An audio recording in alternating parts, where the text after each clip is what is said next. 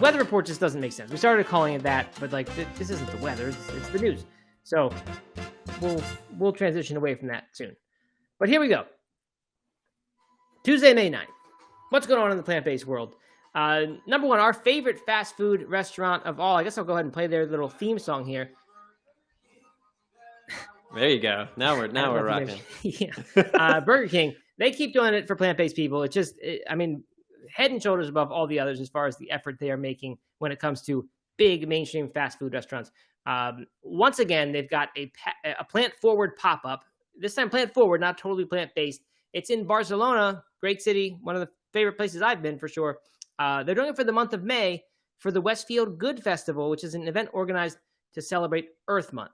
I'm a little confused here. I thought Earth Month was last month when Earth Day is. Am I wrong about that, Doug? You're the I don't know. You're putting me on the spot here. I don't know. I didn't even know there was an Earth Month, to be honest. Yeah, we kept talking about it during April, and I thought that was it, Earth Month. If you Google Earth Month, April comes up. So maybe they're just a little confused. They're just late. I don't know.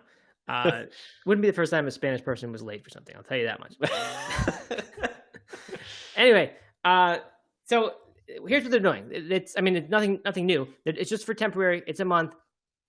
All the stuff you can get in vegan, and I don't know if it's all of it, and I shouldn't say vegan.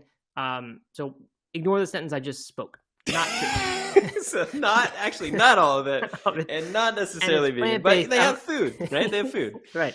All right, so you can get plant-based versions of the new cheesy Doritos. I don't know what that is. I didn't know Burger King had a Doritos partnership. Did you, Doug? No, I did not know that. Okay. Also, the cheeseburger barbecue, the chicken wrap, as well as the King Huevo, cheese bacon XXL, and steakhouse, along with classics Whopper veggie in double and triple versions. I don't know that classic. Long veggie, I don't know that. I know long chicken. That might be the same thing. Yeah, Big King veggie XXL version, yeah. And veggie nuggets. These are weird names of foods. I don't know any of these.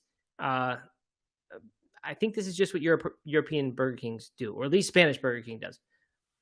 I have no idea. Yeah. The catch is they're going to keep having the meat protein versions of all of these, but the fact that they're going to have all plant-based versions, meaning not just plant-based meat, but they're going to have plant-based cheese, and I assume plant-based egg, right? Because the King Huevo sandwich, cheese bacon, they're going to have plant-based bacon. This is a big step for them to do all of this, and they've done it before, but it's just another example. Burger King is trying, and I appreciate that. I think so too. I think you predicted, actually, I'm not going to take any credit for this, that the future of Burger King was not a fully vegan Burger King, but one where they had identical menus, the vegan version and the meat version. And you could just order, all the sandwiches, everything, right? Just choose which version you wanted. And that seems to kind of be what they're doing here. And I think that's, I'm here for it. Yeah, we don't know if they're trying these pop-ups as a test. Certainly it is they're gathering some data. I don't know if they're just trying to get some goodwill, but they keep doing these things. They don't usually last, and they're not intended to. But you got to imagine that they're thinking about this, because it just seems like a great opportunity to be the leader here. Are you pulling the pictures up, Doug? Did you get the picture of this one up on the link? I did not, but I will. You don't have to. We're kind of done. I was going to ask you if you knew why the sign said, I think it says zero carne, 100% plants or something like that. And I was going to zero carne. I was going to quiz you and see what it says. It doesn't say carne though. It says carne, CARN. And I was going to see if you could solve. Oh, I don't know if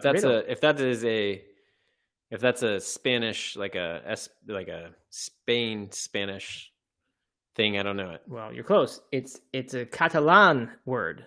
Catalan. Which is what they speak in Catalonia, where Barcelona is. Sort of it's the preferred language. I don't know which one's they're both official, I think. I don't know which one is the officially first. But I don't know. I always like seeing Catalan signs. It makes me excited. Wait, you said 100% plants. It's 100% sabor. Okay, yeah. Well, I didn't remember. Which is flavor. Yeah, taste, flavor. Exactly. You're right. Good. So that's that. Wish I were in Barcelona going there. Oh, yeah. All right, moving on. Okay. Moving on. This is another Spanish thing here. This is from El Segundo, California, which I guess is the second in California. Beyond Steak, which I'm out on. I haven't had it, but I'm just out. they have now been certified by the American Heart Association's Heart Check Food Certification Program, meaning I think they get that check on there. And the press release says they join the ranks of a select number of products that meet the American Heart Association's exacting nutrition criteria to help people make informed choices. I don't mean the check, I mean that heart stamp thing. Last time I checked, though, I think Cheerios also has the American Heart Association thing. So I don't know how much stock to put in this. It just doesn't seem like, I don't know. Yeah, Honey Nut Cheerios, multigrain Cheerios, they seem to all get it. So why does Cheerios have the heart thing? I think it's just like less whole sugar. Grains. I think it has to do with whole grains. Okay, but is that even whole grains? I thought it was just white flour. I mean, I guess I don't know. I think they're whole grains. Or Cheerios really? whole grains. That's news to me, and I would start eating Cheerios again if they were whole grain. If I really believed it, but I don't. There's no way. Yeah, they're made with whole grains. All Cheerios cereal varieties are made with whole grains and do have at least 8 grams per serving. Wow. So that's not the worst thing in the world. I haven't looked at the ingredient list. I'm sure it's pretty long and probably has a lot more stuff. But there you go. That's why whole grains, like we said yesterday, they're not good to leave them out of diets. I think people think grains are bad from marketing and keto and whatever else. They're associated with longer life and good heart health. So you shouldn't not eat whole grains. It's a big deal. Okay, so that's that. So now Beyond Steak has that too, further cheapening the value to me of the American Heart Association stamp. I just don't understand. I mean, how can that have that? I don't know, but you said you haven't had it, and I have, and I like it. I think it's good. I haven't had it. And I've only gotten it twice, but I enjoyed it. And that's what we're talking about here. Is how good it is. Well, anything that they want to put on the cover or like the package to make me feel better about eating it, I'm okay with it. So good. Okay. Well, I'm sure that's the purpose the heart is meant to serve, is to make people feel better about eating the food that manages to obtain it. All right, moving on. More healthy food. James Beard award-winning chef Nancy Silverton says Veg News will soon have just the thing, which refers to a different part of the article that I didn't cut. We're on fire this afternoon. This is great. From New Culture Cheese, who's making fermented, precision fermentation, dairy identical vegan cheese. They have a mozzarella, like fresh mozzarella version of that will now be at her cheese. So Nancy Silverton, sort of a celebrity chef, apparently a pioneer of LA's Italian food scene. She's putting this on her pizzas there, and that's pretty exciting. I think it would be super cool to go to like a hip pizza spot and be able to get dairy identical mozzarella cheese. I did think, though, at first it sounded really exciting.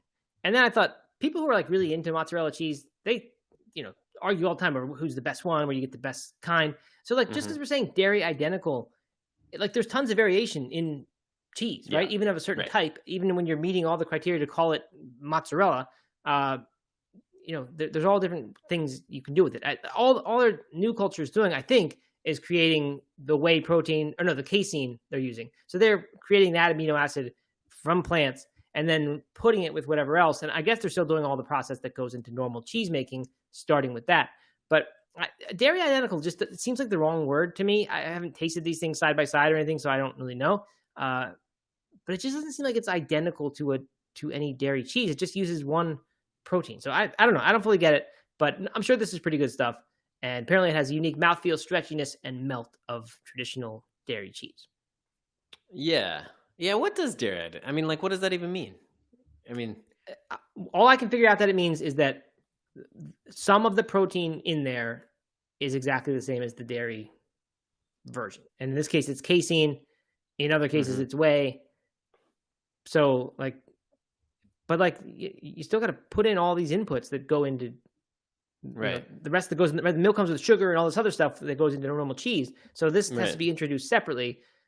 And so it's dairy identical is a weird word, but I'm not opposed to it. It's fine. If I was one of those lawmakers though, or the dairy industry, I'd be pretty upset. I'd be saying, this isn't dairy identical. This is something else. We need labeling laws. We need to go to Texas and get them to pass some sort of bill in our favor, no matter where we are in the world. Okay. Good. Moving on to the next one. The last and final story of our weather report today, our weird weather report today. London Metropolitan University has voted in favor of transitioning to a plant-based campus. They had their local elections on Thursday, May 4th. I don't know how big London Metropolitan University is, but London's pretty big, so I'm guessing it's pretty big. This is from Plant-Based News, who's based over there, so they know much better than I. The university looks set to be 60% plant-based by next academic year. I believe this is talking about the food that is made and served on campus. And the Students' Union Trustee Board will then lobby for a 10% increase each year, hopes to do so until animal products are fully off the menu. Now, I hate to get math nerdy on them, but if you increase by 10% each year, it never actually goes to zero, the other amount. There's always a slice that is left, and you're just taking 10%, So, but that's a technicality. They probably mean 50%, 60%, 70%. Perhaps that's what they mean. Yeah. So, yeah. You know what? I don't think this is going to happen. I just don't. Oh, really? I don't think anybody listens to what the students say. Like, they're not usually the ones who are applying. I don't know about in Europe. Maybe it's different than here. But it's their parents. And I don't think the parents really generally want this. So I could see a lot of, gruff old dads being, I'm not sending you to that, nut and fruit school or whatever. I just don't see it happening. I don't know anything about the culture of it at this place. I mean, none of this. I just think they don't care what the students vote for. I don't know. I don't think that's true. I got a little more faith in the university to listen to the student body than that. I think it's good. I think it's great. You think you're gonna get 100% plant-based? They're not gonna have some sort of place that has options for the meat eaters.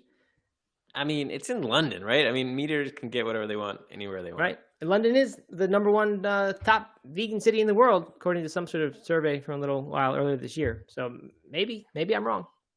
I just Googled it. 10,000. Their 2019 to 2020 year, they had 10,390 students. So reasonable size. Yeah. Not a massive university, but not massive. Kind of yeah. You're right. That's reasonable size. Well, I'll be impressed if it happens. It'll be in 2029. So asteroid probably will have arrived by then, or ChatGPT will have killed everybody. So it probably won't matter. But if we ever get to that far, we're still doing this show, we'll check in again and see how it's going. Mm-hmm. I'm in a good mood today. Well, that's good. Okay. So I participated in a sit-in at my university one time. Yeah, I don't doubt it. Future politician. No wonder. That's right. Yeah. Moving, shaking. Okay, what was the sit-in about? It was about food waste, as a matter of fact. Yeah, it was. It was about I think we were trying to encourage them to. I'm trying to remember what it is now. It was encourage them to connect with the food pantry, like a local food or homeless shelter, and bring the food over there or something like that, because they were dumping out a ton of food at the end of every day, like every cafeteria does. And it was around that. Had you asked nicely first, or you just went right to the sit-in and said, "No, I think we just kind of went." I think there was a petition, and that didn't happen anywhere. And then we went to a walkout.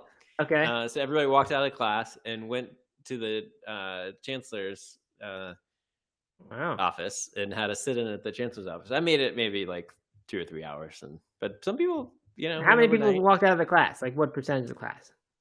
You the only one? I mean, there were maybe like a few hundred people total, and at a university with 15,000 people. So, but people were talking about it. It was like a big deal. Wow. But I think I was maybe one of two in my class that actually did it. So to the teacher or anyone else involved, could look like someone had to go to the bathroom at the same time. Oh, totally. Else. Yeah. It wasn't like a big mass exodus of people. All right. Never doubt the power of a small, committed group of citizens, right, Doug? That's right. Although it didn't work, as I remember correctly, it didn't work. Okay. All right. I think they made some promises to do some stuff, and I don't know that anyone actually followed up. That's 18-year-olds for you, right? It is. Have a grand idea, make a huge deal out of it, and then never follow up and bother to see if they actually did it, if they actually did what they promised. Well, gotta admire that youthful spirit. All right, that's the weather report for today.